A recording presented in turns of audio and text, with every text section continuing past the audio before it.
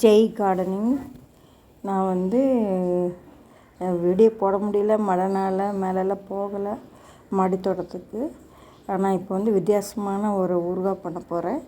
அந்த ஊறுகாய் எப்படி செய்கிறதுன்னு நான் விளக்கம் மட்டும் சொல்கிறேன். அப்புறம் நீங்கள் தாளிக்கிறதெல்லாம் நீங்கள் தாளிச்சுக்கோங்க. அது என்னென்ன போடணுங்கிறது மட்டும் நான் சொல்லிடுறேன் விளக்கம். இது வந்து எங்கள் ஃப்ரெண்டு வீட்டிலேருந்து கொண்டு வந்தது கேரளாவில். ஆனால் வந்து அம்பாழங்கான்னு சொல்லுவாங்க. இந்த காய் பார்த்துருக்குறீங்க, சப்போட்டா மாதிரியே இருக்கும். அம்பாழங்கா அப்படிம்பாங்க. அது தமிழில் என்ன காயின்னு எனக்கு தெரியல. அது இங்கிலீஷில் ஏதாவது உங்களுக்கு தெரிஞ்சால் பாருங்கள். அம்பாழங்கா இந்த காய்.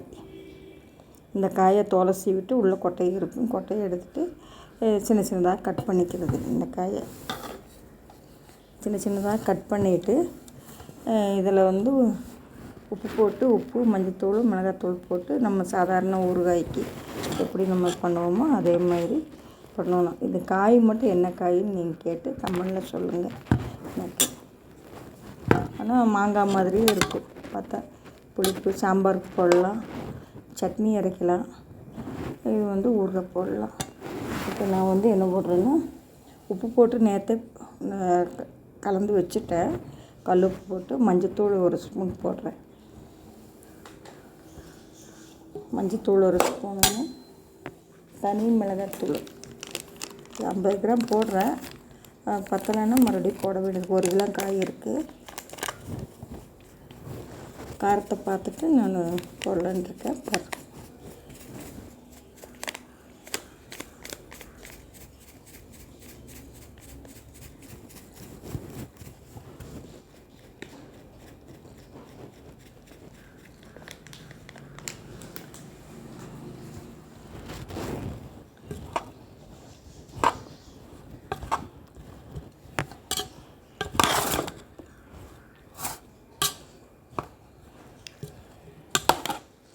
இது மிளகா போட்டு ஒரு 2 நாள் செட் ஆகணும். செட் ஆன பிறகு அப்புறம் வந்து தாளிப்பு நீங்கள் வந்து இது கூட சேர்க்க வேண்டிய ஐட்டம் நான் சொல்கிறேன், நோட் பண்ணிக்கோங்க.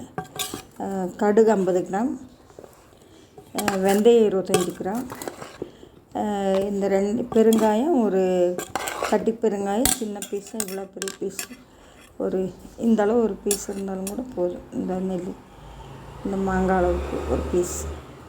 அதை வந்து நல்லா பொரித்து பவுட்ரு பண்ணி வச்சுக்கோங்க. அது வந்து பாதி வந்து போடுங்க. பாதி போட்டு எல்லாம் கலந்து வச்சுட்டு நல்லெண்ணெய் மட்டும் காய்ச்சி, ஒரு 300 மில்லி நல்லெண்ணெய் காய்ச்சி இதில் ஊற்றிடுங்க. ஊற்றிட்டு அப்படியே போட்டு ஊறுகாய் நல்லா ஆறின பிறகு கொதிக்கெல்லாம் வைக்கலாம் வேண்டாம், ஒன்றும் வேண்டாம். இந்த சூட்லேயே இதாகிக்கும்.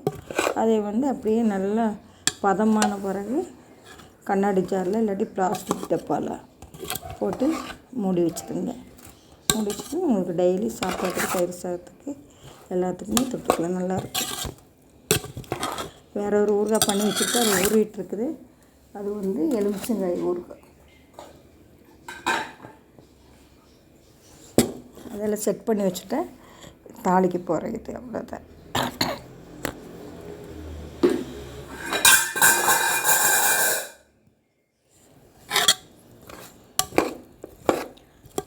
செஞ்சு வீட்டில் ஊறுகாய் செஞ்சு வச்சுட்டிங்கன்னா ஒரு நேரம் எதுவும் இல்லை சாப்பாட்டுக்குன்னா ரசம் வச்சும் கூட ஊறுகாய் தொட்டுக்கலாம். பாருங்கள். என்னோடய வீடியோ பிடிச்சிருந்தா ஆதரவு கொடுங்க, லைக் பண்ணுங்கள், ஷேர் பண்ணுங்கள். ரொம்ப ரொம்ப நன்றி வீடியோ பார்த்ததுக்கு.